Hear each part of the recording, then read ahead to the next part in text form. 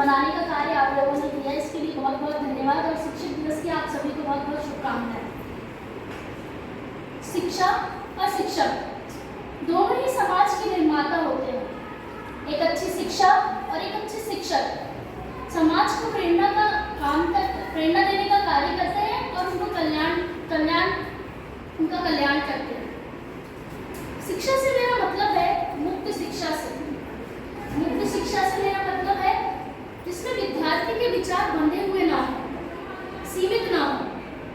सीमित विचारों के माध्यम से व्यक्ति संकुचित हो जाता है, उसे सही गलत की पहचान नहीं होती। जब तक उसके विचारों का समन्वय समाज में नहीं होगा, उसका कल्याण नहीं हो पाएगा। परिणाम स्वरूप उसका विकास शून्य रह जाएगा। शिक्षक की भूमिका व्यक्ति के जीवन में बहुत अहम होती है। वह अपने ज्ञान के माध्यम से विद्यार्थी का कल्याण करता है।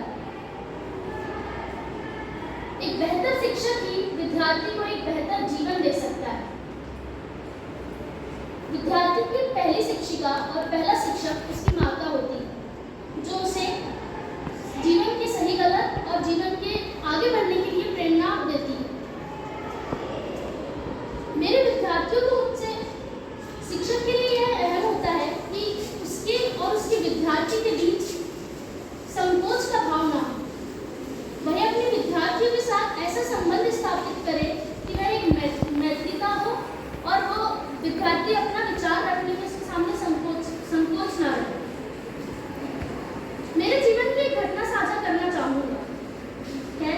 मुझे शुरू से ही आयोजनों में इतनी दिलचस्पी नहीं रहती थी, पर अब विद्यार्थी हैं तो कहाँ मानते।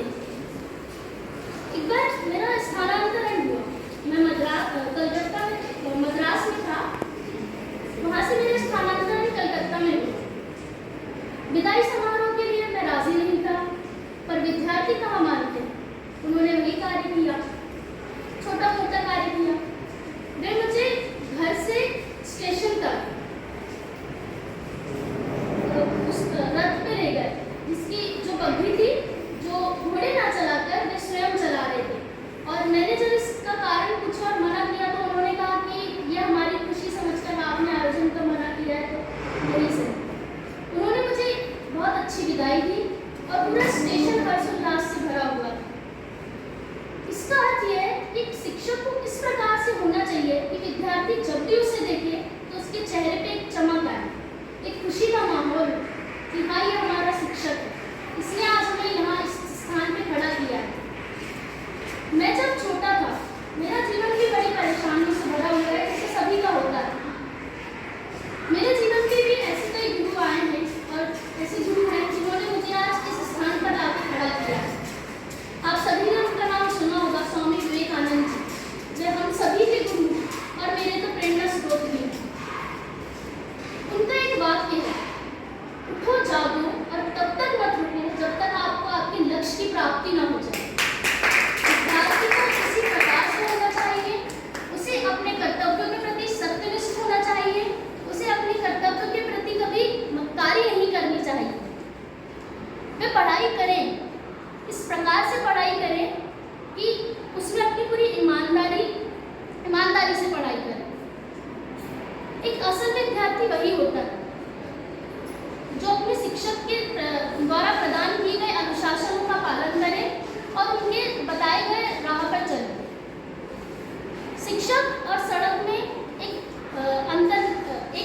समानता है। शिक्षक और सड़क करते हैं। विद्यार्थी के लिए महत्वपूर्ण है कि वह उस राह को चुने, उसका मंजिल करे और उस राह पर चले। विद्यार्थी एकमात्र ऐसा जीवन है व्यक्ति के जीवन में जिसमें वह अपनी गलतियों से अवगत होता है, जिसमें अपने वह संपूर्ण जीवन का प्रत्येक रूप से परिचित होता है और आने वाले जीवन की परेशानियों के लिए तैयार होता है। गुरु का यही सहयोग होता है कि वह अपने विद्यार्थी के जीवन में उसके आने वाली चेतावनियों, उसके आने वाली परेशानियों का सामना करने की उसे शिक्षा दे, उसे सही गलत का रास्ता बताए, अंतर बताए और विद्यार्थी के लिए